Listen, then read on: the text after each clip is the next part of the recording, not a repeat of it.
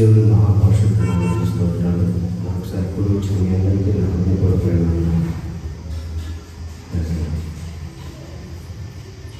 మీరందరూ బాగున్నారని నేను విశ్వసిస్తున్నాను. ఇంకా మీ శరీరంలో ఏదైనా ఒకవేళ బలహీనత వ్యాధి ఉంటే ఈ ఆరాధనలో నా దేవుడు నిశ్చయంగా మిమ్మల్ని స్వస్థపరచును కాక.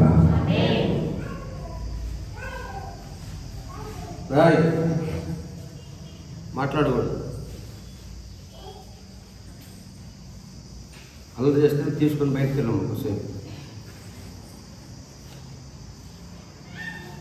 ఒకసారి బయటకు వెళ్ళి ఎవరైనా పిల్లలు రోడ్డు మీద ఉన్నారు చూడు, లోపల తీసుకొచ్చి తలుపు.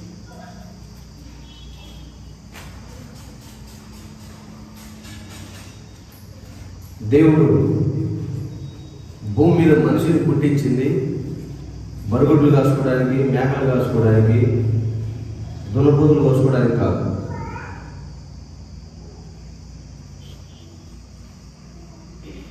మనిషి పుట్టడానికి ఒక పర్పస్ ఉంది. బైబిల్ అయితే ఏం చెప్తుందంటే, దేవుని మహిమ కొరకు, ఆయన గుణాతిశయములను ప్రచురం చేయడం కొరకు, చేతులెత్తి ఆయన ఆరాధించడం కొరకు మనిషిని దేవుడు తయారు చేశాడు. ఆ సంగతి మర్చిపోయి రకరకాల పనుల్లో, రకరకాల పరిస్థితుల్లో పడిపోయి సృష్టించిన, పుట్టించిన, ప్రాణం పోసిన దేవుణ్ణి విడిచిపెట్టి మనుషులు లోకం మీద సంపాదించాలని, గొప్ప వాళ్ళ వాళ్ళని, పేరు ప్రఖ్యాతి సంపాదించాలని పరిగెడతారు. విచిత్రం ఏంటంటే, అలా పరిగెత్తి సంపాదించిన వాళ్ళు ఏమైనా తీసుకొని పోయారా, ఏమైనా సుఖపడ్డారా, లేకపోతే ఏమైనా వాళ్ళకు ఒరిగింది ఏమైనా ఉందా అని చూస్తే ఏమీ లేదు. ఆ మధ్య చెన్నైని, తమిళనాడు రాష్ట్రాన్ని పరిపాలన చేసిన ముఖ్యమంత్రి జయలలిత చచ్చిపోయింది. ఆమె చనిపోయిన తర్వాత ఆమె పరిస్థితి చూస్తే 1 సంవత్సరం పట్టిందంట ప్రభుత్వానికి ఆస్తులు లెక్క పెట్టుకోవడానికి. మీకు చెప్పా, ఇలాంటి ఒక 5 ఫ్లోర్లు పెద్ద పెద్దవి, ఇంత చిన్నవి కాదు, పెద్ద పెద్దవి, చెప్పులకు మాత్రమే, అంటే ఓన్లీ ఆమె మాత్రమే దాంట్లో చెప్పులు తీసుకుంటారు. షాపింగ్ మాల్ కాదు అది, ఆమె కోసం ఒక చెప్పులు. అంటే ఎర్లీ మార్నింగ్ వెళ్ళి ఆమె నచ్చిన చెప్పులు వేసుకొని పోతూ ఉంటాయి. మళ్ళీ అక్కడ ఒక 100-150 మంది పని వాళ్ళు ఉంటారు, వాటిని ఎప్పుడు డిజైన్ చేస్తారు. మళ్ళీ ఎవరు రాదు దాంట్లో. జ్యువెలరీకి ఒకటి, బట్టలకు ఒకటి, చీరలకు ఒకటి, అట్లా రకరకాలుగా. చివరికి ఆమె మరణమై మట్టిలోనే కలిసిపోయింది, కానీ ఇక్కడ నుంచి తీసుకెళ్ళింది ఏం లేదు. మొన్నటి రోజు సంగీతానికి కేర్ ఆఫ్ అడ్రస్లాగా ఉన్నటువంటి వ్యక్తి ఎస్పి బాలసుబ్రహ్మణ్యం కూడా మృత్యుతో పోరాడి మరణించాడు. ఎన్నో పాటలు, యేసుక్రీస్తు పాటలు ఆయన పాడాడు, కానీ మరి రక్షణ గురించి తెలుసుకున్నాడో లేదో తెలియదు. ఆయన పరిస్థితి ఏంటో మనకు తెలియదు. కానీ ఇంతకు పేరు భారతదేశంలోనే ఆయన టాప్ 10లో ఒకరు, ఇంకా చెప్పాలంటే 3లో ఒకడై ఉంటాడు. భారతదేశంలోనే 3 పాటలు పాడే వాళ్ళ వ్యక్తుల పేర్లు చెప్పమంటే ఎస్పి బాలసుబ్రహ్మణ్యం పేరు చెప్తారు. ఆయనకు లేని అవార్డు, ఆయనకు లేని రివార్డు లేదు. ఎన్నో రాష్ట్రపతి అవార్డులు, పద్మభూషణ్, పద్మశ్రీలు ఏంటో తీసుకొని ఉన్నాడు. ఎంత పేరున్నా మరణం అతన్ని కూడా సమీపించిందిగా. లెక్కలేని ఆస్తులు ఉన్నాయి, ఎన్నున్నా బంధువులు, బలగము, రాజకీయ నాయకులు అంతా ఉంది, కానీ మరణం మాత్రం ఆపలేకపోయింది. మనిషి యొక్క పరిస్థితి అంతిమంగా అదే. అమ్మ, ఆ గోల్ చేసే పిల్లల్ని తీసుకెళ్ళాలి, వచ్చే బయట తీసుకెళ్ళి. అసలు పిల్లల్ని ఎందుకు ఈ కరోనా టైంలో ఇంటి దగ్గరికి పెట్టి రావాల్సింది కదా.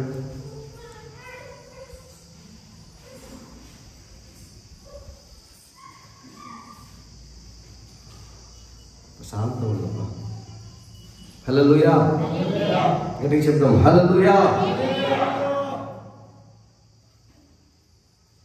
అయితే ఈ విషయాలన్నీ నా మనసులో పెట్టుకొని నేను ప్రార్థన చేస్తూ ఉన్నప్పుడు నాకెందుకో సంఘంలో కొంతమంది జీవితాల్లో దేవుడు తేటగా చూపించాడు వారి పరిస్థితుల్ని. భూమి మీద సమస్య లేని మనిషి ఉన్నాడు, ఇబ్బంది రాని వ్యక్తి లేడు. మన రాష్ట్రాన్ని పరిపాలన చేసిన ముఖ్యమంత్రి దగ్గర నుంచి మున్సిపాలిటీలో పనిచేసే స్వీపర్ వరకు ప్రతి ఒక్కరికి వాళ్ళ పోస్టు గురించి, వాళ్ళ బాధ్యత గురించి, కుటుంబం గురించి, వ్యక్తిగత జీవితం గురించి ఏదో ఒక భయం, బలహీనత, కలవరం ఉంటూనే ఉంటుంది.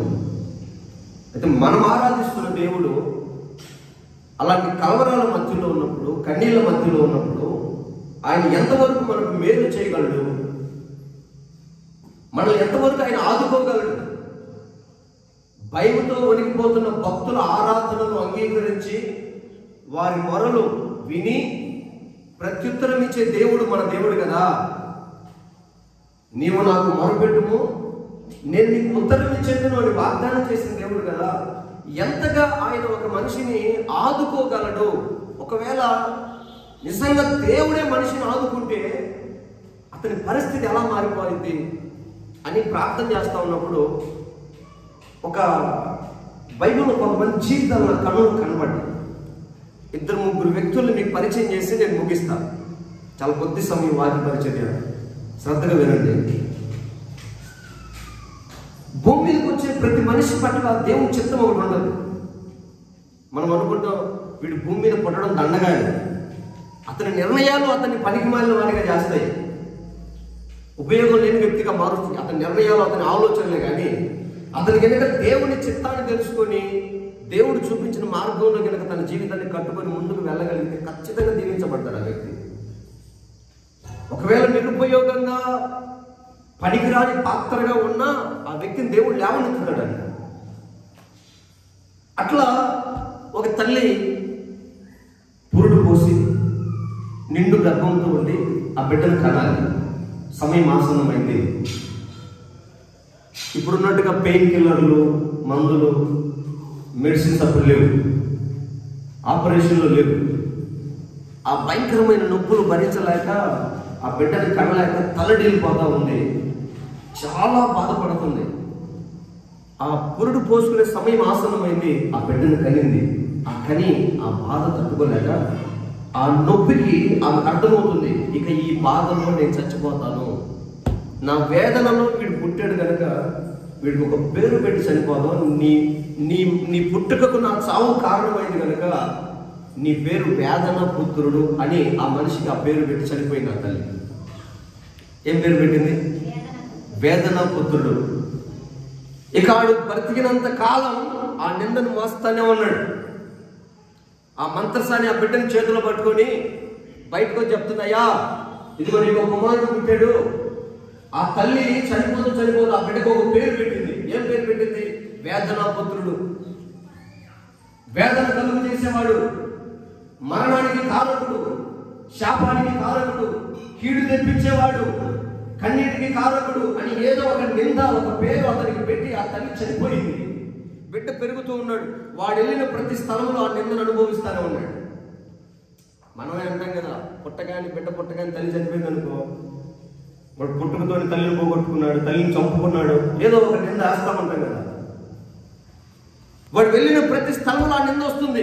తన ముందున్న సహోదరులు, అన్నదమ్ములు, అక్కచెల్లెలు అందరూ నిందను పెడతానే ఉన్నారు. నీ వల్లే అమ్మ చనిపోయింది అంటారు, నీ వల్లే కుటుంబానికి శాపం వచ్చింది అంటారు, నీ వల్ల ఈ గొడవలు, నీ వల్ల ఈ సమస్యలు, నీ వల్ల ఈ ఇబ్బందులు, నీ వల్ల ఈ శాపం అని అతన్ని నిందిస్తానే ఉన్నారు. అయితే తను బ్రతికిన దినముల్లో తన తండ్రి దగ్గర నుంచి విన్నటువంటి సంగతి ఏంటంటే, తన తండ్రి చెప్తున్నాడు, ఆయన నీ తల్లి మరణమవుతూ నీకు వేదనని కిరీటంగానో బిరుదుగా తెచ్చిపోయింది. అయితే నేను ఆరాధిస్తున్న నా ప్రభు నీ వ్యాధులను సంతోషంగా మార్చగలడా, నీ దుఃఖాన్ని నాట్యంగా మార్చగలడు, నీ శాపాన్ని తొలగించగలడు. అయితే నువ్వు ఆయన వైపు చేతులెత్తి ప్రార్థన చేస్తే ఖచ్చితంగా నీ ప్రార్థన జవాబిస్తాడని చెప్పి వాడిని ఎత్తుకొని ఆ తండ్రి ప్రార్థన చేసి, ప్రభువా నేను గొప్పవాన్ని చేయి, ఏళ్ళు కూడా చేసేవాడిగా చేయమని ప్రార్థన చేసి చనిపోయాడు. తండ్రిని పోగొట్టుకొని తల్లిని పోగొట్టుకొని ఒక్కడు వేదన పడుతూ కన్నీటి మధ్యలో ఉన్నప్పుడు తన తండ్రి మాటలు తన జ్ఞాపకం వచ్చి నలుగురిని విడిచి దూరంగా వెళ్ళి అరణ్యంలో నిలిచి యేసయ్య మనసారా ఆయన చేతులెత్తి ప్రార్థన చేస్తాడు. ఏమని ప్రార్థన చేస్తాడంటే, తండ్రి నాకున్న ఈ పరిస్థితుల్లో, ఈ శ్రమలో, ఈ కన్నీలో, ఈ నిందలు నా సరిహద్దులు దాటి దూరంగా వెళ్ళిపోవాలి. ఎప్పుడు నాకు అవి సమీపంగా రాకూడదు. నా ప్రార్థనలకిచ్చి నాకు జవాబు కావాలని చెప్పేసి ప్రార్థన చేశాడు. ఎప్పుడైతే మనసారా యేసయ్యకు ఆయన విజ్ఞాపనని, ఆయన ప్రార్థనని ఆయన మొరని విన్నవించుకున్నాడో మొరను ఆలకించే దేవుడు ఆయనకు ప్రత్యుత్తరం ఇవ్వడం మొదలు పెట్టాడు. హల్లెలూయా, హల్లెలూయా. దినవృత్తాంతముల గ్రంథం 4వ అధ్యాయం 9వ వచనంలో మనం చూసినట్లయితే ఒకసారి ఒక్క మాట చదవండి. దినవృత్తాంతముల గ్రంథం 4వ అధ్యాయం 9వ వచనం. మొదటి దినవృత్తాంతములు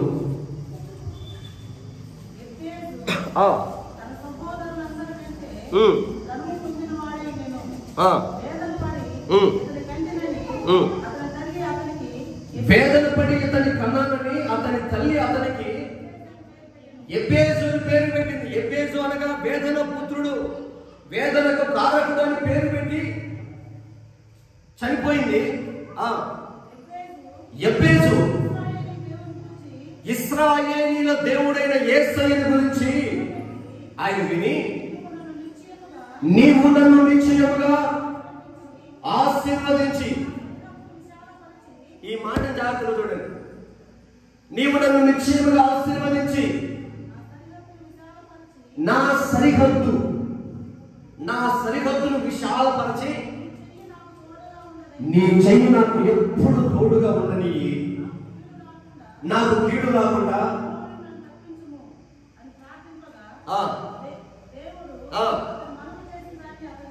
హల్లెలూయా. దేవుడికి మహిమ కలుగును గాక, దేవుడికి స్తోత్రం కలుగును గాక. హల్లెలూయా.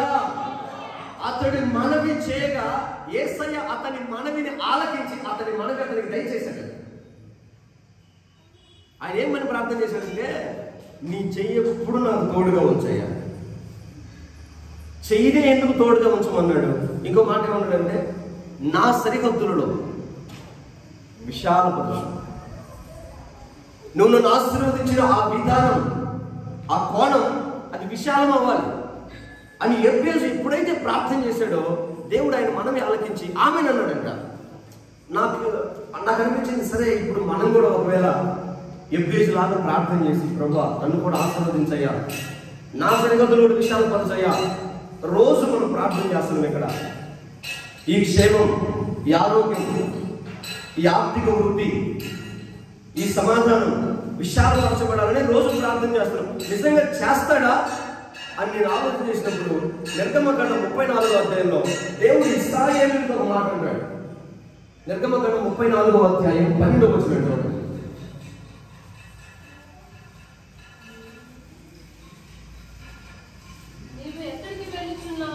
24వ వచనం.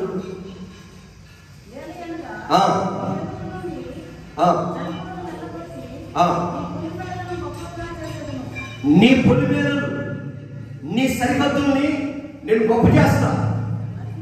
నీ ఎదుట శత్రువు దూరం వెళ్ళిపోతాడు. నీ పొలిమేరలు నేను గొప్ప చేస్తా, నీ సరిహద్దులు విశాలపరుస్తా. విశాలత అంటే ఏంటంటే సహాయము, సమృద్ధి, దేవుని హస్తము. నీ సరిహద్దు అంటే ఇప్పుడు నీ చుట్టూ ఏముందో. ఫర్ ఎగ్జాంపుల్ ఇప్పుడు మనం ఉన్నాం, భయంకరమైన రోగంతో బాధపడుతున్నాం అనుకో, మనం ప్రార్థన చేస్తాం, ఈ రోగాన్ని పెద్ద చేయాలని చేస్తామా? సమస్యలు అనుకో, ఈ సమస్యను పెద్ద చేయాలని చేస్తామా? చెయ్యము. అంటే ఎప్పుడైతే నీవు కాస్త క్షేమంగా ఉన్నావో, ఆశీర్వాదకరంగా ఉన్నావో, కాస్త సమృద్ధిగా ఉన్నావో, కాస్త ఆయుష్తో ఉన్నావో, అది ఉండగానే నువ్వు చేయాల్సిన ప్రార్థన అంటే యేసయ్య వైపు చేతులు జరిపి, అయ్యా నువ్వు ఇచ్చిన ఈ ఆరోగ్యం, నువ్వు ఇచ్చిన ఈ ఆశీర్వాదం, నువ్వు ఇచ్చిన ఈ క్షేమం, నువ్వు ఇచ్చిన ఈ ప్రార్థన, నువ్వు ఇచ్చిన ఈ రక్షణ, నువ్వు ఇచ్చిన ఈ భాగ్యం నేను మరలా పోగొట్టుకుంటానేమో, నేను జాగ్రత్తస్తానేమో, నిర్లక్ష్యం చేస్తానేమో. తండ్రి దీన్ని కాస్త విశాలపరచు.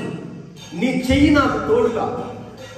అంటే చెయ్యి ఎందుకు తోడుగా ఉండాలంటే, నీళ్ళలో మునిగిన పేతురును లేపిన చెయ్యి, ఐగుప్తుల రెక్కల మీద మోసిన చెయ్యి, ఇశ్రాయేలీయులను ఆయన బాహుబలంతో నడిపించిన చెయ్యి.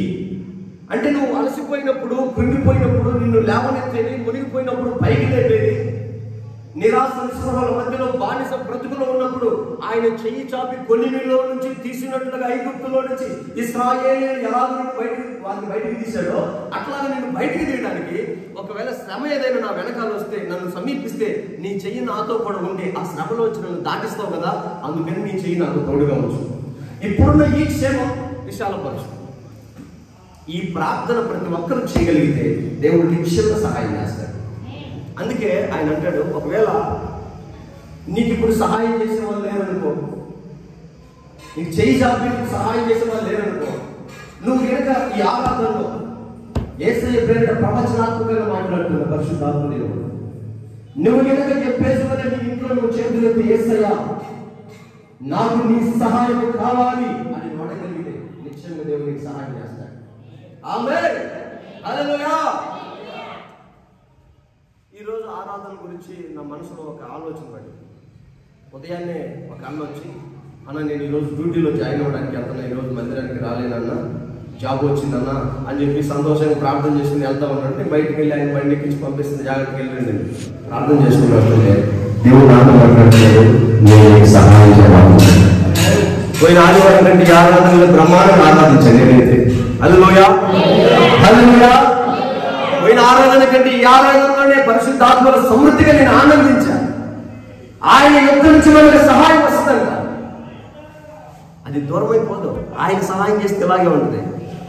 నిజంగా చాలా ఆసక్తిగా మీరు కూడా దేవుని సన్నిధిలో హృదయపూర్వకంగా చప్పట్లు కొడుతూ దేవుని సృష్టించడం నేను గమనించాను. అంటే మనుషుల సహాయం మనకు ఒకవేళ దూరమైన దేవుడు మరొక వైపు నుంచి సహాయం చేస్తాడు. ఇస్సాకు చేత పట్టుకుని అబ్రహాము ఆ మూడు మీదకి వెళ్తున్నాడు. ఇస్సాకు అడుగుతున్నాడు, నాన్న గొర్రె పిల్ల ఇది. అబ్రహాం ఏం చెప్పాడు, దేవుడు చూసుకుంటాను ఆయన అన్నాడు.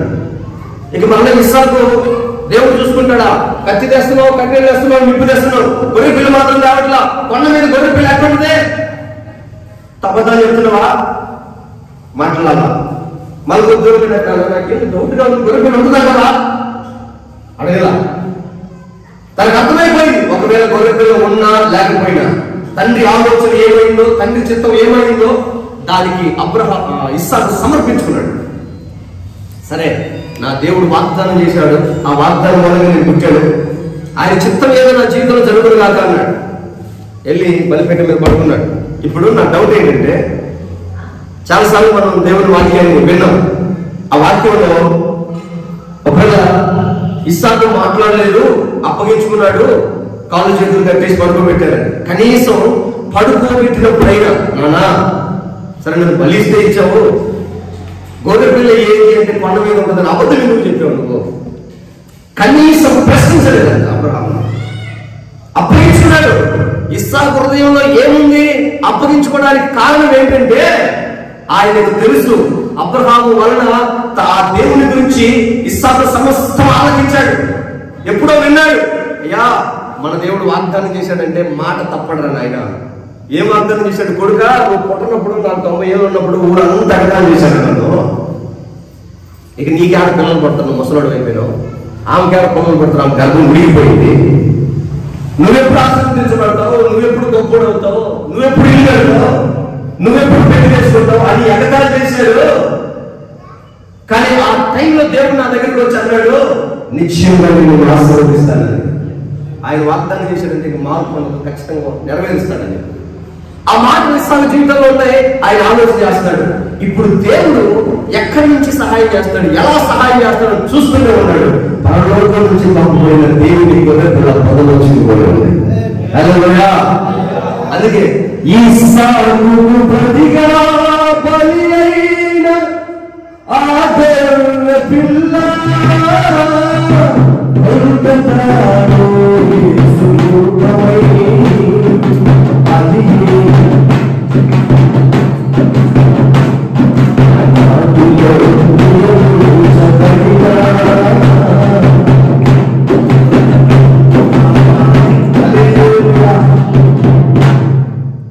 ఇస్సాకు సాయం ఎక్కడి నుంచి వచ్చిందండి?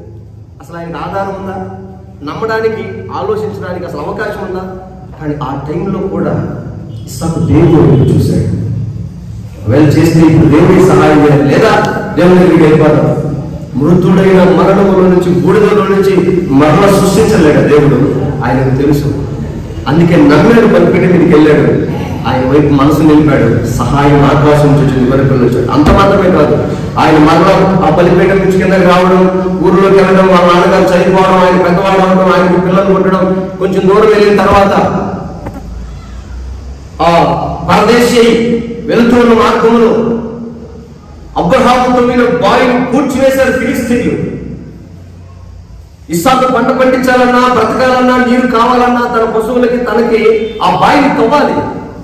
తవ్వడానికి దగ్గరికి వెళ్తే ఫిలిస్తీన్లు అంటారు, ఈ బావి మాది, ఈ స్థలం మాది, ఈ ప్రాంతంలో అధికారం మాది, ఇక్కడ నువ్వు తవ్వడానికి లేదు, నువ్వు పెద్దవాళ్ళంతా చూడడానికి మేము చాతగట్టాలని ఫిలిస్తీన్లు ఇస్సాకు మీద తిరుగుబాటు చేశారు. మన జీవితంలో కూడా చాలా సార్లు ఇలాంటి పరిస్థితులు ఎదురవుతాయి.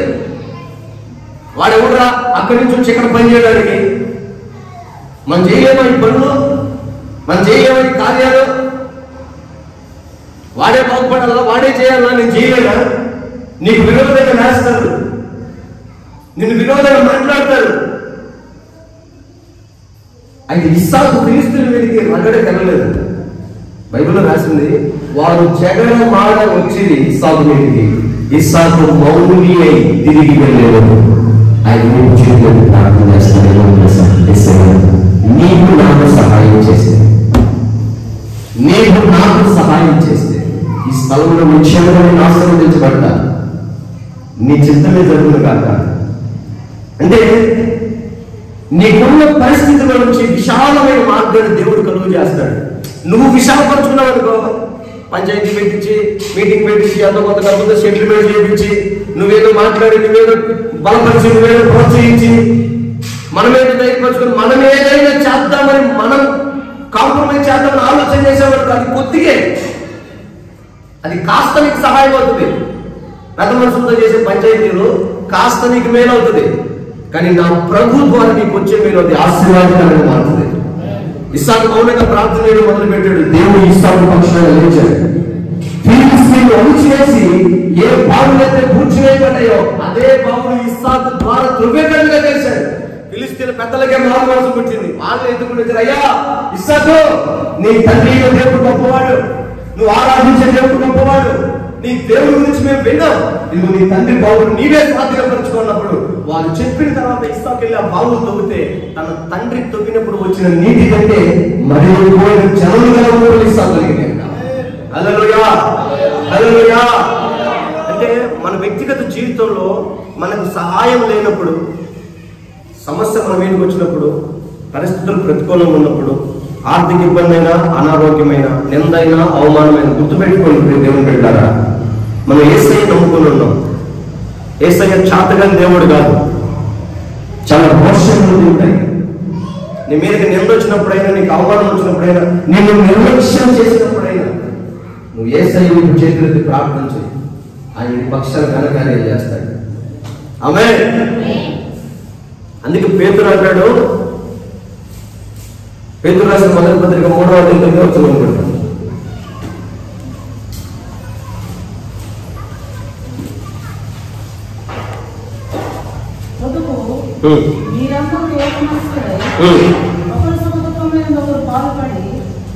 ఒకరి దుఃఖములో, ఒకరి సుఖములో ఒకరు పాలు పొందులు పొంది సహోదర ప్రేమ గలవారమై వినయమును కరుణ గల మనసు కలిగి ఉండి ఒకరితో ఒకడు వినయ మనస్కులై కరుణ గల మనస్కులై ఉండి చూడండి, సంఘానికి దేవుడు చెప్తున్నమాట. నీకు సంతోషం కలిగిందా? కోటం పెట్టేస్తున్నాము. నీ సహోదరులు అందరినీ పిలిచి భోజనం పెట్టు. అప్పుడు పోయి ఇవాళ కోసం చర్చకోవటమని కాదు, ఆ రోజు పోయి సంతోషంగా ఉండు. నీ సహోదరులు ఎవరైనా దుఃఖంతో ఉన్నారా, కన్యలతో ఉన్నారా, బాధలో ఉన్నారా, నువ్వు వారిని సమీపించు కరుణ గల మనసుతో. నీ సహోదరుని పక్షాన ఏ మనసుతో ఉండాలి? కరుణ గల మనసుతో. దగ్గరికి వెళ్ళి, తమ్ముడా భయపడమాక, అక్క భయపడమాక, ప్రార్థన చేద్దాం. దేవుడి విశ్వాసుల జీవితంలో చేసిన మేలుడు సాక్ష్యాలు అవి లెక్కకు మించినవి కాదా? ఎన్ని మేలులు, ఎన్ని కార్యాలు ఊహకు మించినవి చేస్తాడు కదా. మన పక్షాన్ని చేయగా ధైర్యం చెప్పి, వినయ విధేయత కలిగి ధైర్యం చెప్పి ఉండండి అని లేకనమాట. మనం ఎట్టున్నాం అంత రివర్స్. తమ్ముడా ధైర్యం ఉండు, వాడి మొక్కల్ని వాడేవాడు అయిపోయిన వాడు సంగతి కాక వాడే అయిపోయింది. వాడు పొరపాటులో కానీ బాగుపడతాడా ధైర్యం, వాడి సమస్యలు వాడే ఎక్కడో కట్టలు లేచి నిలబడి కాళ్ళు ఊరిపోయినా మళ్ళీ మోకాలు కేసి కొడతాడు, ఎక్కబడి పడిపోవాలి అంతే. లేవన్నాడు పాట బాగా పాడుతుందా, పోయి బీజీడీ కాస్త ఆశీర్వదించబడుతున్నాడా, ఎట్లా నాశనం చేయాలి అని ఇంట్లో ఎప్పుడు చూసినా కిక్కే నవ్వుతాను తలలాడుతా ఉన్నాడే. ప్రార్థన చేయి, కరోనా వైరస్ మధ్య లోపలికి ఇంట్లో కరోనా వైరస్ ఇంట్లో అది లోపల పోయి ధర పడుతుంది, దానికి వాయమ్మ వాళ్ళు ప్రార్థన చేస్తారు, నేను మనం పెట్టాను. కరుణ గల మనస్సు కలిగి నీ సహోదరుని పక్షాన. రాత్రి ఒక ఆయన లైవ్ లో వాక్యం చూస్తా, వాక్యం అప్లోడ్ అవగానే ఫోన్ చేశాడు, అన్నయ్య నా గురించి చెప్పినవాడా అన్నాడు. అసలు నువ్వు తెచ్చుగా వచ్చినవయ్యా, లైవ్ లో చదువుతూనే నేను మాట్లాడతాను, మంచిదే కదా. దేవుడు సాక్షాత్తు నీతోనే మాట్లాడితే వెంటనే నువ్వు చేయాల్సిందండి, మోకాలు వేసి ప్రార్థన చేసుకొని లోపం ఏదైనా సరి చేసుకొని ఏ సైతం రాత్రి మొదలు జరగాలి, అదేగా చేయాల్సింది. బాగైందా? బ్రహ్మాండంగా ఏంటనే రేపటి నుంచి కనీసం నా వ్యక్తిగత జీవితం నీకు సాక్ష్యం నీకు వినబడేటట్టుగా నేను మారిపోతాను. అబ్బా దేవునికి స్తోత్రం అనుకున్నాను. కరుణ గల మనసు నీలో లేదా, అది యేసయ్యకుంది, ఆయన వారసులం అన్నాం. ఆ తర్వాత చదువుమా, ఆశీర్వాదానికి వారసులకు కలిగే. మీరు పిలువబడ్డారు కనుక ఇదిగో ఈ మాట, మీరు ఆశీర్వాదానికి వారసులకు మీరు పిలువబడ్డారు కనుక కీడు చేసిన వాళ్ళకి ప్రతి కీడు చేయొద్దు, దూషించిన వారిని ప్రతి దూషణ చేయవద్దు. ఏం చేయాలంట? వారిని దీవించాలి. ఇవి నువ్వు చేస్తే అనుభవం నీ జీవితంలో ఉంటే అప్పుడు నువ్వు చేతులెత్తి ప్రభువా నా సరిహద్దులు విశాలపరచాయంటే అప్పుడు నీ సరిహద్దులో సమాధానం నివసింపు చేస్తాడు ఆయన. ఆమేన్, హల్లెలూయా. అంతేగాని తిట్టినోడిని వదిలిపెట్టకపోతుంటే, కొట్టినోడిని వదిలిపెట్టకపోతుంటే, నన్నోడిని వదిలిపెట్టకపోతుంటే ఆ 4 నెలలు అనుకో ఏమన్నీ 14 ఆయన 2 నెలలు అనుకో, ఈయన ఇంకా 4 కలిపి మసాలా కూడా వేసేస్తారు. ఉప్పు కారం తక్కువైన వాళ్ళ అన్న దాంట్లో దీనికి మసాలా కూడా వేశారు. ఏం అవసరం లేదు. నిన్ను కీడు తలొచ్చిన నీ మీదకి శాపం వచ్చిన ఎత్తిన నీపై విరోధంగా మాట్లాడిన నువ్వు మౌనంగా ఊరకని నిలిచి చూడు, ఆయన చేసే పేరేంటో. నువ్వు ఆశీర్వాదానికి వారసులు అక్కడానికి పిలువబడ్డావు. హల్లెలూయా. నేనైతే ఈ మధ్య నేర్చుకున్నాను. నేను కూడా మనిషినిగా, నాకు కూడా ఆకలి వేస్తుంది, నాకు కూడా బాధ వేస్తుంది, నాకు కూడా కోపం వస్తుంది, నాకు కూడా సంతోషం సమాధానం వస్తుంది. కొన్ని విషయాల్లో చూడబడ్డప్పుడు కొంతమంది వ్యక్తుల గురించి ఆశ్చర్యం, బాధ, కోపం వచ్చినప్పుడు ప్రభు అన్నాడు, కీడుకు ప్రతి కీడేళ్ళు, దూషణకు ప్రతి దూషణ. కొన్ని ఇచ్చేటట్టు మనం తిట్టకూడదంట. అలా తిట్టడం వల్ల ఆశీర్వాదం పోతుంది, కోల్పోతున్నాం మనం చదువు గట్టి చదువు ఒకసారి అన్నమాట. కీడుకు ప్రతి కీడేళ్ళను, దూషణకు ప్రతి దూషణను చేయవద్దు. దేవుడు నీ మాటలు వింటున్నాడు, దేవుడు నిన్ను చూస్తున్నాడు. వారసులు నువ్వు దేవునికి. ఆయన కీడుకు ప్రతి కీడు చేస్తే అదే వారసత్వం మనకు రావాలి. ఆయనకు దూషణకు ప్రతి దూషణ చేస్తే అదే వారసత్వం మనకు రావాలి. ఆయనకి మనం వారసులు అంటే ఆయన ఒక చంపు కొడితే ఇంకో చంపు చూపించాడు, అది వారసత్వం రావాల్సింది వాడికి. ఆయన భరించాడు, ఓర్చుకున్నాడు, కష్టపడ్డాడు, శ్రమ పడ్డాడు, త్యాగం చేశాడు దేవుడు. ఆ వారసత్వ నిశ్చయంగా మనకు కలుగును గాక. హల్లెలూయా. ఎప్పుడైతే అలా చేస్తావో నీకు ఒక విశాలమైన మార్గం దేవుడు ఏర్పాటు చేస్తాడు. ఆయన విశాలత కలుగు చేశాడు అనుకో, ఆ స్థాయికి ఎవ్వరూ మూయలేదంటే. ఆమేన్. గడిచిన హల్లెలూయా. నీకు ఇంట్లో తినడానికి గుర్తులు లేదు, ఖర్చులు నీ జోబులు డబ్బులు ఉన్నాయో లేవు, నీ అకౌంట్ ఎంత ఉన్నాయేమో ఏమి నువ్వు తలంచుకోవాలి. దేవుని బిడ్డ, నీ అవసరాలు ఆయన తెలుసు, ఎలాగైనా నీకు సహాయం చేస్తాడు. ఈ వారంలో ఒక అద్భుతం నా జీవితంలో నేను ఊహించిన అద్భుతం ఒకటి. ఒక సహోదరుడు ఆ మధ్య మందిరం కన్స్ట్రక్షన్ జరుగుతున్నప్పుడు 50,000 రూపాయలు పాపం చైన్ బ్యాంకులో పెట్టి, బాగా ఇబ్బందిగా ఉంది, నా పెయింట్ చేసే వాళ్ళు నాకు సమస్యగా ఉంది, ఖచ్చితంగా కావాలని నాకు వేరే ఆధారం లేదంటే మా అక్క చైన్ తీసుకెళ్ళి బ్యాంకులో పెట్టి ఆ డబ్బులు తీసుకొచ్చి నాకు ఇచ్చాడు. అన్న ఎప్పుడు ఉంటే అప్పుడు తీసుకొచ్చాడు అన్న, ఇబ్బంది ఏం లేదు, తొందర ఏం లేదు. నేను దాని గురించి ఆలోచన చేస్తాను. ఈ లోపు పాప ఆయనకి ఏదో ఒక చిన్న అవసరం పడింది, అన్న ఏమైనా అవకాశం ఉందా గట్టిగా అడగలేదు ఆయన. ఏమైనా అవకాశం ఉందా అంటే ఎంత అవసరమైంది ఆయన ఫోన్ చేసి మామూలుగా అయితే అడగడు, అట్లా అడిగితే ఎంత అవసరం ఉందో బాబు. ఇప్పుడు నేనేం చేయాలి? బ్యాంక్ దగ్గరికి వెళ్ళా, అయ్యా నాకేమో లోన్ ఇస్తానంటే నువ్వేం చేస్తావు? నేను పాస్పోర్ట్ చేస్తాను, నీకు రూపాయి కూడా ఇవ్వను. వాడు ఇయ్యకపోయాడు అంట పూజారికి పాస్టర్ అసలు ఏమన్నా నువ్వు బాధేసింది నాకు ఇదేమన్నా మేము నమ్మకానికి అర్థమయ్యా అన్న కూడా ఇలా బాధేసింది. ఏం చేయాలి అర్థం కదా. ఇంటికి వచ్చి ప్రార్థన చేస్తున్నాను. ఎలాగైనా సరే ఈ సమస్యల నుంచి బయటకు రావాలి, దేవుడికి సహాయం చేయాలి. దేవుడు అద్భుతమైన ద్వారం తెరిచి ఒక సఫలం లేపాడు. మళ్ళీ హల్లెలూయా. నా పరిస్థితి ఏదో విధంగా నేను ఈ తర్వాత అన్ని చేస్తానంటే ఈ కరువులో ఆమె మరలా తీసుకొని ₹1,00,000 తీసుకొచ్చింది. అన్నయ్య బాక్స్ లేదు కొనాలంటే కొనుక్క తర్వాత కావాలని దేవుడికి స్వత్వం. హల్లెలూయా. నీకు ఏ విధమైన సహాయం చేయాలి ఆయన మార్గం తెలుస్తాడు. ఒకవేళ నేను ప్రయాసపడితే ₹2 ₹3 వడ్డీకి తెచ్చి తెప్పలు పడాల్సి వచ్చాయి. ప్రార్థన మాత్రం చేశాను. బాక్సులు కూడా దేవుడు సాయం చేశాడు. ఐసీబీ ఫోటోలు కట్టేశాను, ఒక బాక్సుల తర్వాత తెచ్చుకోవచ్చు అని చెప్తున్నా. ఆయన చేసే సహాయం అలా ఉంటుంది. అంటే ఆయన సమృద్ధి అయిన సహాయం, విశాలమైన సహాయం ఎట్లుంటుందంటే కరువు వచ్చింది, ఆ ఊర్లో తినడానికి లేదు, ఆ దేశమంతా మీద ఆ దేశం చుట్టూ శత్రువులు ఖడ్గదారులై రథాలతో గుర్రాలతో కత్తులతో వరుసలతో నిల్చొని నిలబడి ఉన్నారు. అప్పుడు ఆ కాలంలో మహాపట్టణాల చుట్టూ ప్రాకారాలు ఉన్నాయి. ఎవరు ఎక్కడైనా దిగడానికి ఉండదు. పోతే ద్వారంలోకి పోవాలి, ద్వారంలోనే రావాలి. శత్రువు అయితే తల కట్టుకునేవాళ్ళు. ఇప్పుడు శత్రువు వచ్చి ద్వారం దగ్గర నిలబడ్డాడు. పాల ప్యాకెట్ లారీ లోపలికి రావాలంటే వాడు అడ్డుకుంటున్నాడు. బియ్యం బస్తాలు రావాలంటే వాడు అడ్డుకుంటున్నాడు. కూరగాయలు ఆర్డర్ రావాలంటే వాడు అడ్డుకుంటున్నాడు. లోపలికి రానివ్వట్లేదు. ఊర్లో వాళ్ళు అలమటించిపోతా ఉన్నారు. భయంకరమైన నిలబడి చేస్తారు. ఆ దేశంలో శత్రువులు మాత్రమే దేశం మీదకి రావడం కాక దేవుడు కూడా కరువు అప్పగించేశాడు ఆ దేశాన్ని.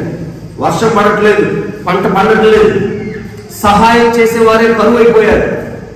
తిండి లేక చనిపోతున్న మరణాలు ఎక్కువ అవుతున్నాయి దేశంలో. అందరు చనిపోవడం మొదలు పెడుతున్నారు. అయితే ఒక తల్లి ఆమె ఇంట్లో ఉన్నదంతా అయిపోయింది. ఇక ఆ రోజు రాత్రికి మాత్రమే తినడానికి ఉన్నామెకి కొంచెం ఉంది. ఇక బయటకు వచ్చి కట్టెలు ఏరుకుంటుంది.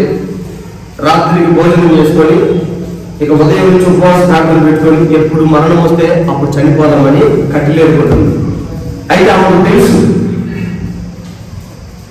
తను నడిపించినటువంటి నాయకుడు సేవకుడు ఆమెకు ఒక మాట చెప్పాడు. ఆ మాట మీరు చదివితే బాగుంటుంది. బైబిల్లో నుంచి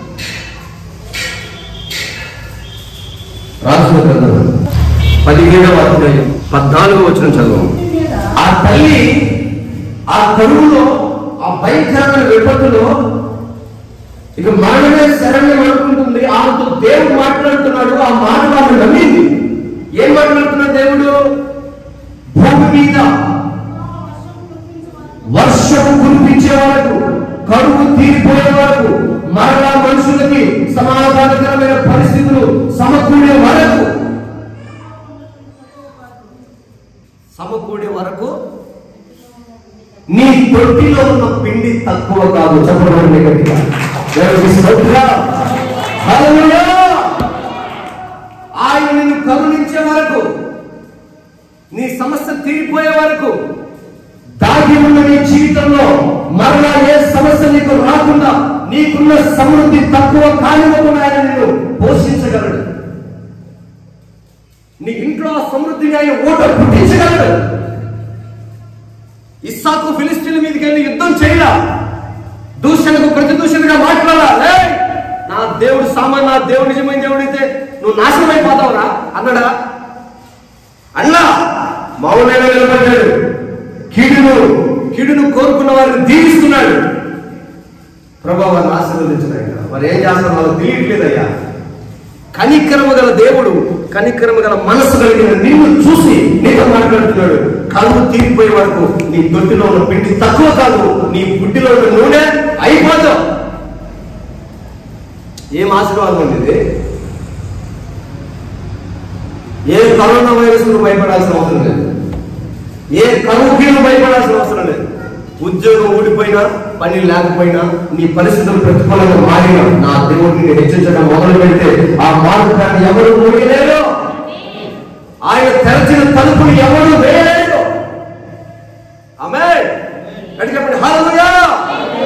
నువ్వు చేయాల్సిందల్లా ఒకటే, ఆయన వైపు చేతులెత్తు. అయ్యా, నా సరిహద్దులు విశాలపరచు, నా పరిస్థితిని బాగు చేయి, నీ చెయ్యి నాకు ఎప్పుడు నాకు తోడుగా ఉండాలి, నాకు సహాయం చేయాలి. ఎప్పుడైతే ఆయన అలాగ ప్రార్థన చేశాడో ఆయన సహోదరుల కంటే గొప్ప చేయడం మొదలుపెట్టాడు. దేవుడు చాలా పక్షపాతండి. ఏ విషయంలో తెలుసా? కన్నీళ్ళతో ప్రార్థన చేసే వాళ్ళ విషయంలో. ఆయన వారిని దాచి వెళ్ళలేదు. నేను ఆశీర్వదించడం మొదలుపెట్టినా వెంటనే నేను కన్నీటి ప్రార్థన చేశాను, నీకంటే ఎక్కువగా నన్ను ఆశీర్వదిస్తాను. ఒకవేళ మరలా నువ్వు నాకంటే ఆశీర్వాదం పొందాలంటే కన్నీళ్ళ ప్రార్థన నీకు ఇక ప్రార్థించడం మొదలుపెట్టాడు. ఆయన గొప్ప చేయడం మొదలు పెడతాడు. ఆమేన్. అందుకే నీ జీవితంలో ఏ శ్రమ అయినా, ఏ బాధ అయినా, ఏ ఇబ్బంది అయినా నువ్వు చేయవలసింది ఒకటే, యేసయ్య వైపు చేతులు చాపడం, ప్రార్థన చేయటం. కీడుకు ప్రతి కీడు చేయవద్దు, దూషణకు ప్రతి దూషణ చేయవద్దు. నీ మీదకి విరోధంగా లేచిన వారి మీదకి నువ్వు మరలా లేవద్దు. కరుణ గల మనసుతో వాళ్ళని క్షమించి, వాళ్ళు ధైర్యపరచు, వాళ్ళకి సహాయం చేయి.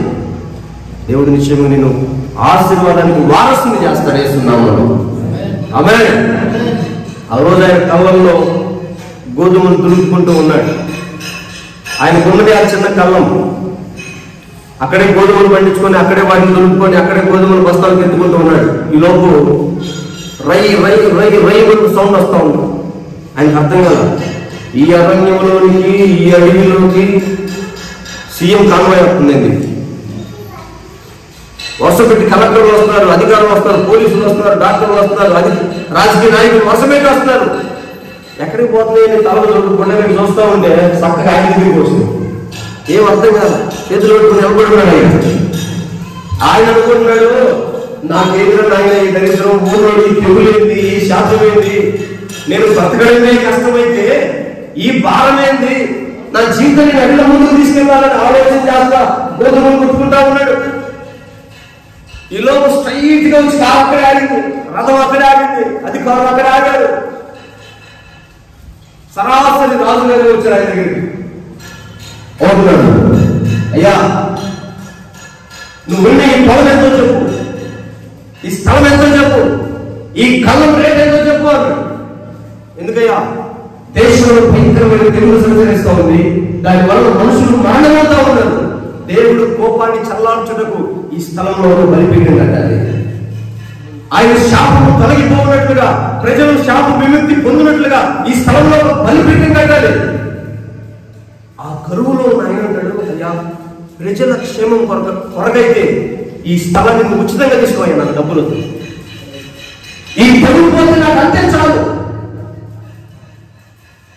అయ్యా నాకున్నది ఇది ఒకటేనయ్యా, ఇది పోతే నేను ఎట్ట బతకాలయ్యా, ఎన్ని ఆలోచన చేయట్లా. ఇక్కడ బలిపీఠం కట్టాలా, ఇక్కడ మందిరం కట్టాలా, ఇక్కడ ప్రార్థన కట్టాలా, ఇక్కడ ధూపం వేయాలా, ఇక్కడ దేవుని ఆరాధించాలా అని ఆయన ఎప్పుడైతే చెప్పాడో ఆ క్షణమే ఓడున్నాడు. దేవుని తెగులు, దేవుని కోపాన్ని ఆపుకొనలేదు, ఈ స్థలాన్ని నేను ఉచితంగా ఇస్తానంట. ఆ రాజు అంటాడు, ఉచితంగా వద్దు, ఇదిగో ఈ క్రైతను తీసుకొని ఈ పొలాన్ని నాకే. వెంటనే వాళ్ళిద్దరి మధ్య ఒప్పందం జరిగింది. దావీదు వెంటనే అక్కడ బలిపీఠం కట్టాడు. బలిపీఠం మీదకి అగ్ని దిగి వచ్చింది. అగ్ని దిగి వచ్చిన మరుక్షణమే తెగులు సంచరిస్తున్నటువంటి ఆ తెగులు బాణం తీసుకెళ్తున్న దూత తన కత్తిని వరలో పెట్టి తెగులు ఆపేసింది. ఆమేన్. హల్లెలూయా. ఆ కళ్ళమే నీ జీవితం అయితే, ఆ ఓర్ననే నువ్వైతే పాడైపోయి చెత్త చెదారము దులుపుకుంటున్న అనుభవం నీ జీవితంలో ఉంటే, ఒకవేళ ఆ కళ్ళలో ఒక బలిపీఠాన్ని నువ్వు కట్టగలిగితే, నీ బలిపీఠమును బట్టి, నీ ఆరాధనను బట్టి, నీ ప్రార్థన బట్టి దేవుడు దేశంలో తెగులు నివారణ చేస్తాడు. చెప్పండి. దేవుడికి స్మరణ కలుగుతుందాక, దేవుడికి మహిమ కలుగుతుందాక. హల్లెలూయా. నీ బలిపీఠము కట్టాలనుకున్న స్థలంలో అగ్ని దిగి వచ్చినట్లుగా నీ కళ్ళని బాగు చేయి. దేవుని మహిళా స్థలంలో దిగి వచ్చినట్లుగా నీ కళ్ళాన్ని దైవ సేవకుడికి అప్పగించు. దావీదు దేవుని యాజకుడు. ఆయన ఇంటికి వచ్చినప్పుడు, నీతో మాట్లాడుతున్నప్పుడు, నిన్ను సమీపించినప్పుడు నీ హృదయాన్ని తెరిచిన పుస్తకం అని ఆయనకు అప్పగించు. నీ హృదయంలో అగ్నికి వచ్చి బలిపీఠం నిర్మించబడుతుంది. అప్పగించుకునే మనసు ఉంటే, గోధుమ గింజ భూమిలో పడి చచ్చిపోతేనే అది మరలా లేచి ఫలిస్తుంది. విస్తారమైన గింజలు వస్తాయి. అది చావలేదనుకో, అది ఒంటిగానే ఉండిపోతుంది. ఆ గింజ ఒక్కటి అలాగే మట్టిలో ఉండిపోతుంది. అది భూమిలో పడిన మరుక్షణం చచ్చిపోతే అది ఫలిస్తుంది. ఈరోజు మన జీవితంలో ఆ చచ్చిపోయే అనుభవం కావాలి. దూషణ, కీడు, శాపం, తెగులు, లోకం సంబంధించింది ఏదైనా నీ పేదకు వచ్చినప్పుడు ఆ చచ్చిపోయిన అనుభవం రావాలి. అంటే మనం వెంటనే రియాక్ట్ అవ్వకూడదు. మీకు మంచి విచిత్రమైన సంగతి చెప్పమంటారా? గట్టిగా చెప్పండి. వాడెవడు తోటోడు తొడగోసుకున్నాడని మెడగోసుకున్నాడంట. మీకు అర్థం కాలేదా? ఆయన అన్నాడు, నన్ను కత్తి తీసుకుని, రే చూడరా నేను ఇప్పుడు తొడగోసుకుంటా అంటే తొడగోసుకున్నాడు. వీడికి కాస్త ఉద్యోగం ఎక్కువగా, నువ్వు తొడగోసుకుంటావు అని మెడగోసుకున్నాడు. వీడు తొడగోసుకుని 4 గుడ్లు వేసుకుని బయటికి బయటపడి ఏంటి సంగతి ఏంటి? నీకు రెచ్చపడితే ఏమన్నా ముందు రెచ్చగొడితే తెచ్చిపోతాడు. అట్లాంటి మేము తెచ్చిపోతాం అన్నాయి అంటే తేడా పడుతుంది. వాళ్ళు మా చర్చికి వచ్చేది ఒక కాలం, కొండేకి చర్చికి. నువ్వు 24 గంటలు వచ్చినా ఎవరు ఉంటారు? ఆదివారం వస్తే చాలయ్యా లేదయ్య గారు, నేను నిమిషం కూడా వదిలిపెట్టాయి గారు. నన్ను ఈ కేసులోంచి బయటికి అయ్యగారు. దేవుడు మాట్లాడినప్పుడు, దేవుని హృదయాన్ని తట్టినప్పుడు నువ్వు జీవితం సరి చేసుకుని బాగు చేసుకోవాలి. అది నీ కుటుంబానికి ఆశీర్వాదం కాదుకూడదని లోకుల మాటలు విని లోకులు రెచ్చగొట్టినప్పుడు వాళ్ళ మాట ప్రకారం బయటికి వెళ్ళిపోయావనుకో, కీడుకు ప్రతి కీడు, దూషణకు ప్రతి దూషణకే వాళ్ళు కాలంలో మాత్రం నేను ఎందుకు బాగూడదు? ఒరే ఒకరిని మట్టి పాత్రగా చేస్తాడు, ఒకరిని వెండి పాత్రగా చేస్తాడు, ఒకరిని చెక్క పాత్రగా చేస్తాడు. మనం లెక్క చేసాడు ప్రభు. దాన్ని మనం గుర్తుపట్టాలా? 1000 రూపాయలు చెప్పులు కొన్నావు, నెత్తిన పెట్టుకుంటావా? కాలు చేయడం వేసుకుంటావు? మంచం మీద పడుకోవాలా? చెప్పులు కాలు వేసుకోవాలా? సొక్క ఒంటికి వేసుకోవాలా? సొక్క నెత్తికి తెలుసుకొని చెప్పుల మీద పడుకొని మంచాన్ని కాలు కింద వేసుకొని తినకూడదు. దేవుని ఎలా పెట్టాడో, నేను ఏ స్థితిలో ఉంచాడో నువ్వు చేతులకి ఆ స్థితిని విశాలపరచుకొని ప్రార్థన చేయి. నీ ఆధ్యాత్మిక జీవితాన్ని నేడో రేపో యేసే రాబోతున్నాడు. ఆయన స్వరమును విని రెప్పపాట్లను మార్పు చెందే ఆధ్యాత్మిక జీవితం నీ జీవితంలో ఉండాలని చూడు. ఆడు సంపాదిస్తున్నాడు, ఈడీలు కడుతున్నాడు, వాడు వాకిలు కొంటున్నాడు, నేను పరిగెత్తాలా, నేను సంపాదించాలా, నేను కూడా వాళ్ళ బ్రతకాలా అని వ్యర్థమైన లోక ఆలోచనలన్నిటినీ నీ జీవితంలో తీసుకొచ్చి లేని దాని కొరకు అడియాశలు పడి పరుగులెత్తి ఉన్నది పోగొట్టుకొని కుటుంబానికి శాపాన్ని పొడిపించి నువ్వు సమాధానం లేక, సంతోషం లేక, నెమ్మది లేక, విసిగి వేసాలిపోయి ఆత్మహత్యల వైపు వెళ్తున్న కారణం లేని దాని కొరకు ఆశపడటమే. దేవుడి అంత్య దినాల్లో నీ కళ్ళను అడుగుపెట్టి, నీ జీవితంలో అడుగుపెట్టి ఆశపడుతున్నాడు. నీ జీవితంలో ఉన్న తెగులను అణిచివేయాలి, నీ జీవితంలో శాపమును కాల్చివేయాలి, నీ నీకు వచ్చిన కీడును తొలగించాలి, నేను బాగు చేసి గొప్ప చేయాలని ఆలోచన చేసి ఆయన నీతో మాట్లాడుతున్నాడు. ఈ ఆరాధనలో ఆయన మాటలు ఆలోచించి ఆయన వైపు చేతులకి నువ్వు ప్రార్థన చేయగలిగితే నిత్యంగా ఎంపేసి ఆశీర్వదించిన దేవుడు ఈ ఆరాధనలో నిన్ను ఆశీర్వదించును గాక, నిన్ను గొప్ప చేయను గాక, నిన్ను ఉన్నతమైన స్థితిలో నిలబెట్టును గాక. నీ సహోదరుల కంటే, నీ బంధుమిత్రుల కంటే, నీ స్నేహితుల కంటే, సంఘములో, గ్రామంలో, నీ ఉంటున్న స్థలంలో, నువ్వు చేస్తున్న పనిలో నిన్ను హెచ్చిస్తాడు దేవుడు, నిన్ను గొప్ప చేస్తాడు దేవుడు. ఆయన వాగ్దానం చేశాడంటే ఇశ్రాయేలీయుల పక్షం ఆయన వాగ్దానం చేశాడు. ఆయనకు మొరపెట్టి వారి మొరని నిర్గమకాండం 34వ అధ్యాయం 24వ వచనం గట్టిగా.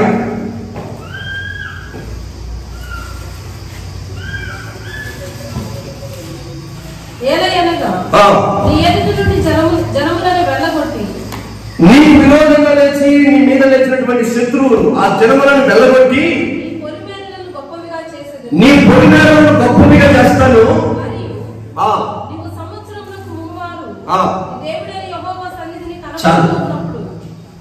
నీ మీద లేచిన శాపమో రోగమో అది ఏదో, నీ శత్రువు ఏదో నువ్వు అనుకుంటున్నావు కదా అన్నా, ఈ బలహీనతలను పట్టి పీడిస్తూ ఉందన్నా నువ్వు అనుకుంటున్నావుగా. నువ్వు బలహీనతల గురించి మరలా పలుకుతూ చెప్పే పని ఉంది. అక్కడ ఆయన అంటాడు, అన్న ఇది ఇంటికి పోతే అన్నం కూడా పెడతాను, 24 గంటలు టీవీ చుట్టే అది శత్రువు. మీ ఆవిడికి నీకు మధ్యలో బట్టి మీ ఇద్దరు సమాధానం లేకుండా. ఇప్పుడు ఆమంటది, అన్న ఈయన ఇంటికి వచ్చినట్టు ఇంటి పోటీ ఉన్నాడు అన్న, ఎంతసేపు చెరువు కట్టలు బట్టి శిలశట్ల కింద తాగుబోతుల బట్టి తిరుగుబోతుల బట్టి అది శత్రువు, లేకపోతే ఏదో నీ శరీరంలో ఉన్న వ్యాధేమో నేను బలహీనపరిచేది, నీ ఆశీర్వాదాన్ని అది నిర్మూలన చేసేది, నీ కష్టార్జితాన్ని బాగు చేసేది, నీ అప్పు, నీ ఆర్థిక సమస్య. ఈ రోజు నువ్వు మోకరించి ప్రార్థన వాగ్దానం చేస్తున్నాడు, నీ శత్రువు నీ ఎదురు నుంచి వెళ్ళబడుతుంది. నీకు విశాలతను కలుగు చేస్తాడు. హల్లెలూయా. చాలి చాలి జీవితం అనుకున్నావు, దాన్ని విశాలం చేస్తాడు, పెద్ద చేస్తాడు. చాలి చాలి జీవితం పెద్ద చేస్తాడు. నా మట్టుకైతే నేను ఇది సార్లే అనుకుంటున్నా, దేవుడు ఆశీర్వదిస్తూనే ఉన్నాడు. దేవుడికి స్తోత్రం కలుగుతుంది. మీరు చూస్తూ ఉండండి, రాబోతున్న దినముల్లో ఎకరా గట్టి మందిరం కట్టకపోతే వేస్తున్నాము పట్ల సభ్యులు గట్టిగా. హల్లెలూయా. ఆయన చేస్తాడంతే. ఆయన అయ్యా ఈ స్థలములో నువ్వు బలిపెట్టగలిగి దేశమంతా బాగుపడుతుంది, అంతకంటే నాకేం కావాలా యాడు వర్ణం.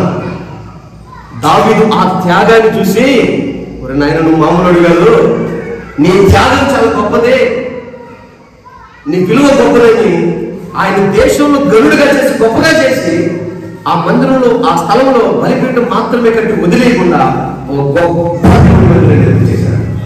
దినవృత్తాంతం, మొదటి దినవృత్తాంతంలో 21-27 చూడండి.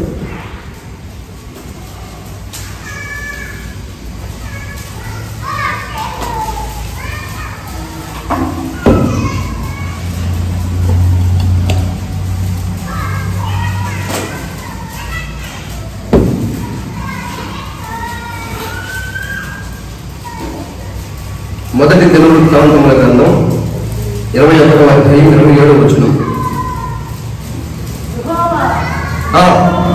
రెండవ దినవృత్తాంతముల గ్రంథం 3వ, ఈ రెండు మాటలు చదవండి. మొదటి మీరు చదవండి. 21-27. యెహోవా దూతకి ఆజ్ఞాపించగా తెగులుకు కారణమైన కత్తిని మరలా వరలో మూసేసింది. ఆ ఓర్నాను కళ్ళములో దావీదు ఏం చేశాడు? 3వ అధ్యాయం 1వ వచనం చదువు. దినవృత్తాంతములు 2వ దినవృత్తాంతములు 3వ అధ్యాయం 1వ వచనం.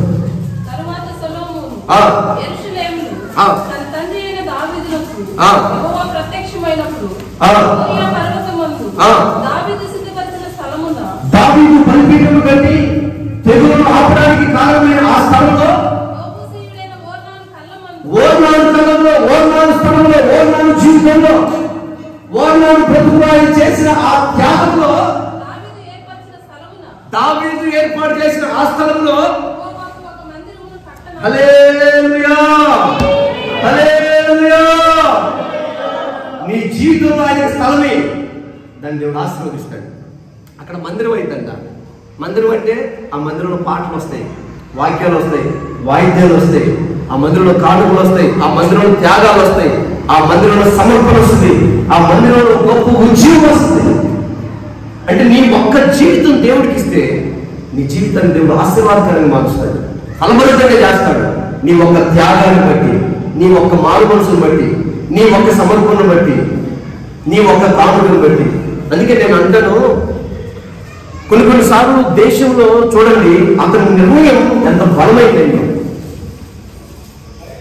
మనం ఇచ్చిన కానుక ఏమైపోతుంది? సౌండ్ సిస్టమ్ ఉంటుంది, ఆటోకు డీజిల్ పోస్తుంది, కారుకు పెట్రోల్ పోస్తుంది, పలు ప్రాంతాల్లో మమ్మల్ని తీసుకెళ్తుంది. అక్కడ దేవుని మాటలు వినిపింపజేస్తుంది. ఏంటి? కానుక. దాని ప్రతిఫలం దేవుడు ఎక్కడిస్తాడు మనకి?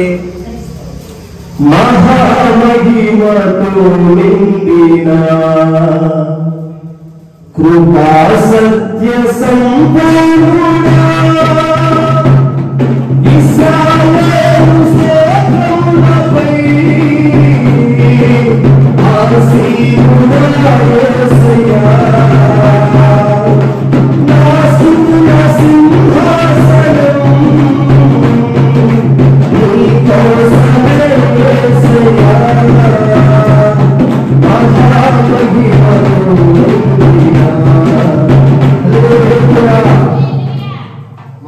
మహిమతో నిండిన ఆ దేశంలో మనం అడుగు పెట్టినప్పుడు అక్కడ ఆ కూటానికి కారణం, ఆ ఆత్మ రక్షణకు కారణం, ఆ మనిషి ఉజ్జీవింపబడడానికి కారణం, చెడిపోయిన పాడైపోయిన చెత్త చెదారంతో నిండిన ఆ కళ్ళం బాగు చేయబడడానికి కారణం నీ కాలు చేస్తే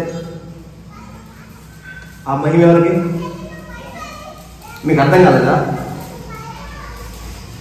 కూటానికి వెళ్తున్నారు, నేను వస్తాను వచ్చాడు, నేను పాడతాను మైక్ తీసుకుందాం. దేవుని మహాకృపను బట్టి మైక్ నీకు ఇవ్వగానే ఓ పాట ఎత్తాం. నీవు చేసిన ఉపకారములకు నేనేమి చెల్లింతును,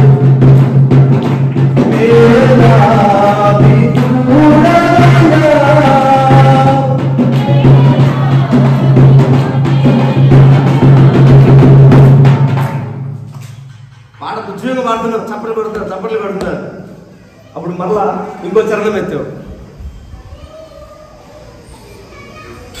నా గర్భఫలం నీకు ఇచ్చినా కూడా చాలదయ్యా, పాటలు చప్పట్లు కొట్టాను. ఒక ఆలోచించింది, అదే నిజంగా దేవుడు చేసిన ఆ త్యాగానికి, ఆ ప్రేమకి, ఆ మరణానికి నేనేం చేయాలి ఆయన కోసం అనిపించింది. నువ్వు పాడుతున్న పాట ఆ ఒక తీర్మానం చేసింది, ప్రభా నా చిన్న కొడుకు నీకు సేవలు పంపిస్తానయ్యా. ఇక ఆడు పోయి సేవలో సెలవైపోతున్నాడు, ఆత్మలు వేట సంపాదిస్తున్నాడు, నశించిపోతున్న ఆత్మల్ని. ఆ ఆత్మల సంపాదన అంతటికి కారణం ఆ తల్లి త్యాగం అయితే, ఆ తల్లి త్యాగానికి సమర్పణకి కారణం నీ పాట కదా. అందుకు దేవుడు నీకు పాట ఇచ్చినప్పుడు, పాడగలిగిన సామర్థ్యం ఉన్నప్పుడు నువ్వు వెనకాల వచ్చేవాడు, ముందుకు వచ్చి చేతులు దేవుడు అయిపోతాడు. హల్లెలూయా. మనం అందరం ఎబ్బేసి అన్నదమ్ములం అయిపోవాలి. ఆమేన్.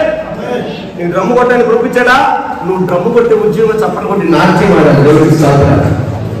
ఆ కృపను పోగొట్టుకోవాలా, కాలికి కలిగిన సామర్థ్యం ఇచ్చాడా, దాన్ని బిగపట్టకూడదు, బాగా ఇచ్చేయాలి. అక్కడ నీకు విశాలత కలుగు చేస్తాడు దేవుడు. హల్లెలూయా. అందుకే దేవుడు నాకు ఇచ్చిన దాని కొంత నేను చేసినట్లుగా దేవుడు నీకు ఇచ్చిన దాని కొంత నువ్వు చేయగలిగినప్పుడే విశాలత నీ కలుగు చేస్తాడు దేవుడు, సముద్రిస్తాడు దేవుడిని. ఆ కృపను అర్థం చేసుకోకూడదు. సరే నీకు డ్రమ్ము కొట్టడం రాదు, పాట పాడడం రాదు, కాలికి రాదు, లేదు, నువ్వేం చేయగలవు? మోకాలు ప్రార్థన చేయి, నీ ప్రభావం పొంది బతుకోవాలి. ఆమేన్. మీ అందరు నమ్ముతారుగా, వాక్యం అయితే నమ్మరు కానీ చేతబడి చేశారంట. నిజమే, అది ఎత్తడుతో నేను చూద్దామంటే కుదరట్లేదు. ఏం చేస్తారన్నా, ఊరి చివరికి పోయి శ్మశానంలో పోయి యంత్ర వేసి ముగ్గులు వేసి దాన్ని కూర్చొని వీడు ఏందో చదువుతా ఉంటే వీడి కాళ్ళు పడిపోతాయి, చేతులు పడిపోతాయి, నోరు పడిపోతాయి, నాకేమైనా చెప్తే బాగుంది. అసలు అది ఎక్కడ తెలియదు. వాడు అక్కడ కూర్చొని మంత్రాలు చదివితే వీడికి మారుమోసు, వీడి పాడైపోవటం నిజమైనప్పుడు నువ్వు వీడు కూర్చొని ప్రార్థన చేస్తే ఆత్మల రక్షణ పొందిన నిజమా కాదా? మరి నువ్వు ఎందుకు ప్రార్థన చేయలేకపోతున్నావు? దుష్టుడు ముందే శాతపడి చేశాడు. మనకి నోరు తెలపడి నోరు చెప్తాను, ప్రార్థన చెప్తావు. నువ్వు విజ్ఞాపన చేస్తే ఊరు మారిపోతుంది. నువ్వు నోరు ప్రార్థన చేయమాట ఆడు గట్టిగా చెప్పాడు. అందుకే ఆడి మాటకి ఆడి శాతపడికి మనం అప్పగం చేసుకుంటాం. నేను ప్రార్థన చేయను.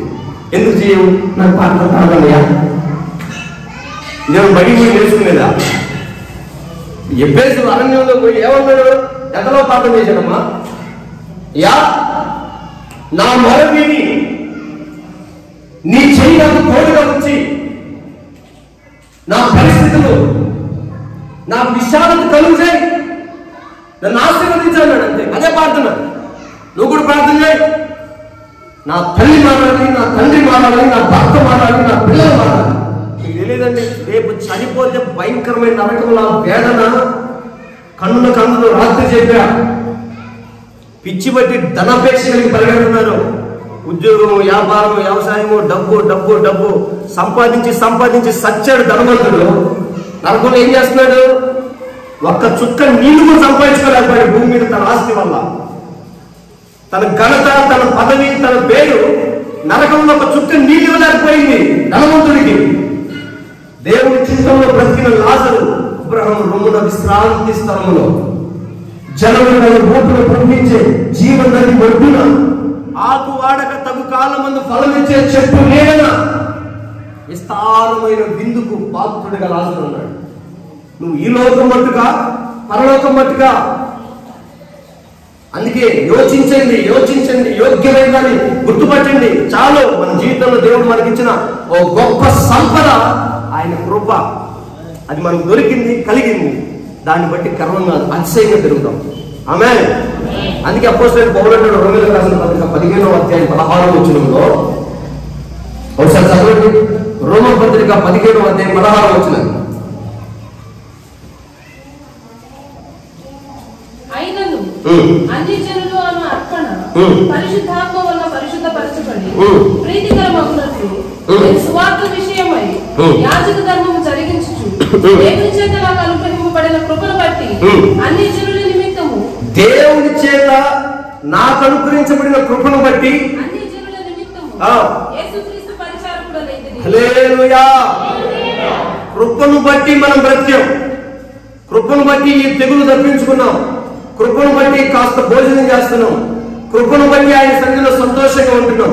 నీ గుండెల్లో కూడుకున్న బాధ ఏమో నాకు తెలియదు. ఈ ఆరాధనలో నా యేసు పేరిట మీకు చెప్తున్న ఒకటే ఒక మాట, నువ్వు చేతులెత్తి నీవు నాకు సహాయం చేయి, నా సరిహద్దులు విశాలం చేయి అని నువ్వు ప్రార్థన చేయి. నా దేవుడు నీ దుఃఖాన్ని నాట్యంగా మార్చబోతా ఉన్నాడు. హల్లెలూయా. నేను అంటాను, ఒకవేళ ఇప్పుడు నీ జీవితంలో ఏదైనా ఉందనుకో, సమస్యగా ఉందనుకో, దాన్ని బట్టి దేవునికి స్తోత్రం చెప్పు. ఎందుకంటే మనందరికి బాగా పరిచయం ఒక ఆమె హన్న. బైబిల్లో హన్న మీ అందరికీ తెలుసు. ఆమె సమస్య ఏంటి?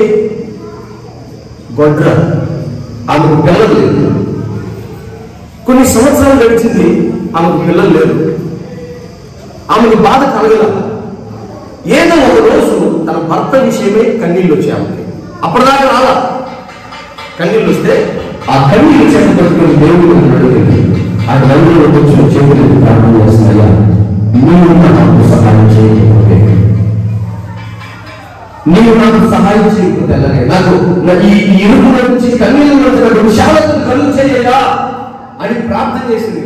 ఆమెకు ఆ నింద రావడం వల్ల, ఆమెకు ఆ అనుభవం ఉండటం వల్ల, సంతానం లేకపోవడం వల్ల, ఆ సమస్య వల్ల ఆమె ఎప్పుడైతే దేవుడి మందిరంలోకి వెళ్ళి ప్రార్థన చేయడం మొదలు పెట్టిందో, ఇశ్రాయేలీయుల చరిత్రలో అటువంటి యాజకుడు, అటువంటి నాయకుడు లేరు.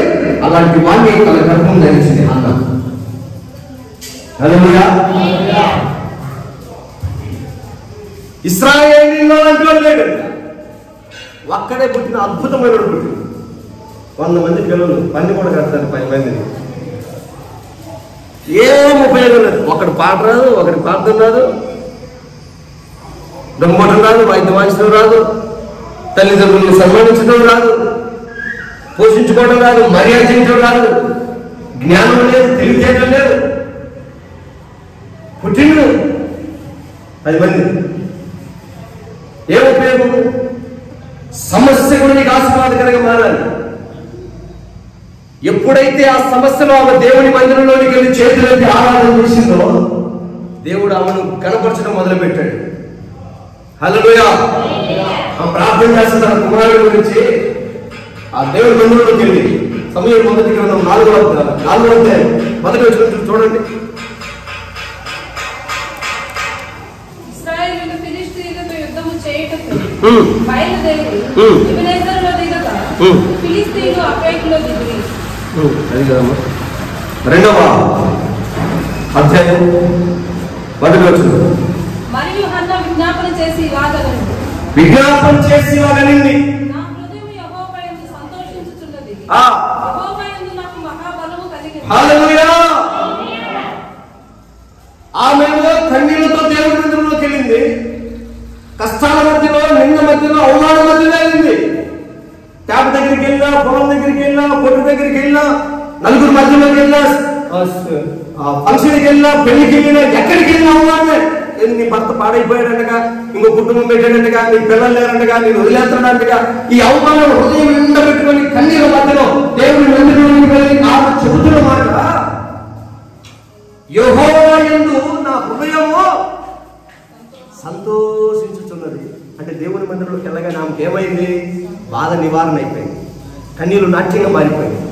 కానీ దేవుని మందిరంలోకి వచ్చినా కూడా నీకు ఆ బాధలే, ఆ శ్రమలే, ఆ కన్నీళ్ళు వస్తున్నాయంటే అర్థమేంటి? నువ్వు దేవుని సన్నిధిని బట్టి హర్షించే అనుభవం నీకు లేదు. ఆయన విశాలత కలుగు చేస్తున్నాడు. విశ్వాసం నీ హృదయంలో లేదు. ఇస్సాకు నమ్మాడు, ఎబ్బేజు నమ్మాడు, యెఫ్తా నమ్మాడు, యాకోబు నమ్మాడు, అబ్రహాము నమ్మాడు, పెత్రులు అనేకులు నమ్మాడు. మనం ఇంటర్నంగా నమ్మట్లేదు. అందుకే దేవుని వాక్యం ఈ ఆరాధన మరొకసారి మీతో మాట్లాడుతుంది. నువ్వు ఎబ్బేజులాగా చేతులు ఎత్తి నాకు విశాలత కలుగు చేయడం, వేరొక దిక్కు నుంచి నీకు సహాయం వస్తుంది. ఇస్సాకు మౌనంగా ఉన్నాడు. నీకు ఎవరు సహాయం చేస్తాడు రా, నీ తండ్రి చనిపోయాడు, ఆ సైన్యం అంతా పాడైపోయింది, నీకు ఎవరు దిక్కు? ఎవడైతే మాట ఇస్సాకుతో మాట్లాడాడు వాడే వచ్చి మరలా నీ బావులు దొంగనైనా నీకు నేను సహాయం చేస్తాను, ఈ దేశంలో నీకు అడ్డమే లేదు. ఇస్సాకుతో చెప్తారు ఫిలిస్తీన్లు, ఈ దేశంలో నీకు అడ్డమే లేదు. నీకు ఎవడున్నారు రా, వెనక ముందు ఎవడున్నారు అన్నోళ్ళే చెప్తున్నారు ఈ మాటలు. ఎందుకంటే సహాయం అక్కడి నుంచి వచ్చింది. ఇస్సాక్కి అన్న నిందలు అవమానాలు అనుభవించింది, అక్కడి నుంచి వచ్చింది సహాయం. ఆ 8వ వచనం చదువు, 7వ వచనం చదువు. దేవుడు సహాయం చేస్తే, యెహోవా సహాయం చేస్తే దరిద్రుడు ఐశ్వర్యంగా చేస్తాడు, కృంగిపోయిన వారిని లేవనెత్తుతాడు, దరిద్రుడు అధికారులతో కూర్చోబెడతాడు, మహిమ గల సింహాసనములను స్వతంత్రింప చేయుటకు మట్టిలో నుండి లేవి గల వారిని పెద్ద కుప్పల మీద నుండి ఆయన లేవనెత్తి నిలబెడతాడు. వీడికి అంత జ్ఞానం ఏముంది, వీడికి తెలివితేటలు ఉన్నాయి, కానీ ఆయన లేపుతాడు. అందరూ ఈ అమ్మాయి కూడా డబ్బులని పోగొట్టుకుంటారా, వీడి తెలివితే కూడా 24 గంటలు ప్రార్థనలు తిరుగుతూ ఉంటాడా, వీడితో పిచ్చోడరా, ప్రార్థన పిచ్చోడరా అంటారు. ఒకరోజు అధికారులతో కూడా నేను కూర్చోబెట్టినప్పుడు, ఆయన నేను లేవనెత్తినప్పుడు, నీ దరిద్రములను ఐశ్వర్యంగా మార్చినప్పుడు అన్ని జనులు సైతం గుర్తుపడతాడు. అందుకే పరిశుద్ధాత్మ దేవుడు మరలా మనకు మాట్లాడుతున్నాడు.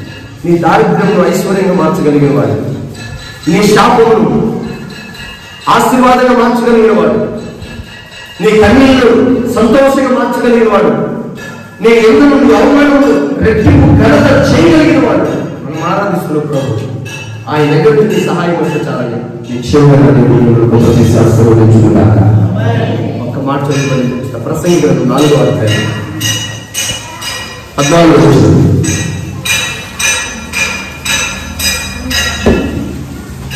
అట్టివాడు తన దేశమందు పేదవాడిగా పుట్టినను పట్టాభిషేకము నొందుటకు చెరసాలలో నుండి బయలుదేరుతాడు. ఎవరైతే యేసయ్యకు చేతులు దాటి నాకు విశాలత కలుగు చేయమని అడుగుతాడో అట్టివాడు బీదగా పుట్టిన, దరిద్రతలో ఉన్న, అప్పుల మధ్యలో ఉన్న, ఆర్థిక ఇబ్బందుల మధ్యలో ఉన్న, శాపాన్ని అనుభవిస్తున్నా అట్టివాడు పట్టాభిషేకములో దేవుడికి మహిమ కలుగును గాక. హల్లెలూయా, హల్లెలూయా. దరిద్రుడైన వారిని అధికారంలో కూర్చోబెట్టబోతున్నాడు, శాపముతో ఉన్న వారిని పట్టాభిషేకులుగా చేయబోతున్నాడు, పెంట కుప్పల మీద ఉన్న వారిని లేవనెత్తబోతున్నాడు, సింహాసనములను ఎక్కించబోతున్నాడు దేవుడు. ఈ కడవరి దినాల్లో, ఈ కరువు దినాల్లో, ఈ భయంకరమైన ఉగ్రతలో శాపము ఈ తెగులు లోకంలో సంచరిస్తున్నప్పటికీ తెగులుకు కారణమైన శాపం నీ ద్వారా ఆగిపోవాలి. దరిద్రానికి కేర్ ఆఫ్ అడ్రస్ గా ఉన్న నీ జీవితం ఆశీర్వాదానికి కేర్ ఆఫ్ అడ్రస్ గా మారాలి. దేవుడు అలా ఎప్పుడు చేస్తాడు తెలుసా?